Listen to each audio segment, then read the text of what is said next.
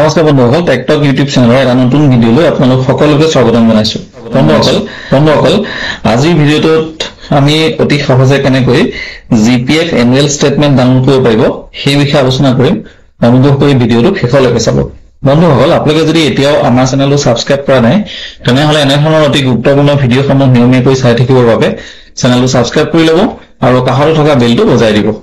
আহক তেতিয়া আমি দেৰি নকৰি আজিৰ ভিডিঅ'টো আৰম্ভ কৰোঁ। বন্ধুসকল, আপোনালোকে ইতিমধ্যে নিশ্চয় জানে যে অসম চৰকাৰৰ নিয়মীয়া কৰ্মচাৰীসকলে ফিন আছাম পৰ্টেলৰ পৰা তেওঁলোকৰ পে স্লিপ ডাউনলোড কৰিবৰ পৰা ব্যৱস্থা আছে। আজিৰ ভিডিঅ'টোত আমি জিপিএফ এনুৱেল ষ্টেটমেণ্ট কেনেদৰে অতি সহজে ডাউনলোড কৰিব পাৰিব সেই বিষয়ে আমি চাম।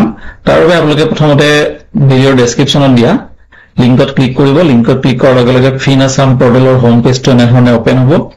এতিয়া আপোনালোকে ইয়াতে যিটো লগইন টেব দেখিছে তাতে ক্লিক কৰাৰ লগে লগে এমপ্লয়ী লগইন বুলি এটা অপশ্যন পাব, তাতে ক্লিক কৰি দিব। এমপ্লয়ী লগইনত ক্লিক কৰাৰ লগে লগে নতুন এটা পেজ খোল খাব। এতিয়া আপোনালোকে ইয়াত এমপ্লয়ী লগইন কৰিবৰ বাবে অলৰেডি যিটো একাউণ্ট ক্ৰিয়েট কৰি হৈছে তাৰ মোবাইল নাম্বাৰ বা ইমেইল আইডি আৰু পাছৱৰ্ড এটা টাইপ কৰিব। টাইপ কৰাৰ পিছত তলত যিটো কেপচা কোড দেখিছে এটা এছডিচি এটা টাইপ কৰিব। টাইপ কৰি লগইন বুটামত ক্লিক কৰিব। সাকসেসফুলি লগইন হলে হোম পেজটো এনেধৰণে দেখিব। এতিয়া আপোনালোকে ইয়াতে যিটো চেলাৰী এণ্ড পে স্লিপ বুলি অপশ্যন আছে তাতে ক্লিক কৰি দিব। চেলাৰী আৰু পে স্লিপত ক্লিক কৰাৰ লগে লগে এনেধৰণৰ এটা নতুন পেজ খোল খাব। ইয়াতে ওপৰত দেখিব পে স্লিপ 2025-26 অৰ্থাৎ 25-26 বৰ্ষৰ পে স্লিপ এতিয়া ডিসপ্লে হৈ আছে। এতিয়ালৈকে 25-26 বৰ্ষৰ এনুৱেল জিপিএফ এনুৱেল ষ্টেটমেণ্ট উপলব্ধ হোৱা নাই, গতিকে আমি তাৰ আগৰ ফাইনেন্সিয়েল ইয়াৰ অৰ্থাৎ 2024-25 সিলেক্ট কৰি ল'ম। 2024-25 সিলেক্ট কৰাৰ লগে লগে ইয়াত আপোনালোকে পে স্লিপ বিলাক দেখা পাব। এতিয়া আমি লেফ্ট সাইডে যদি চাওঁ বিল সেকশনত তাতে দেখিব জিপিএফ এনুৱেল ষ্টেটমেণ্ট দেখা পাইছে না আপোনালোকে। এই জিপিএফ এনুৱেল ষ্টেটমেণ্টত ক্লিক কৰি দিব। ক্লিক কৰাৰ লগে লগে কিছু সময় অপেক্ষা কৰিব।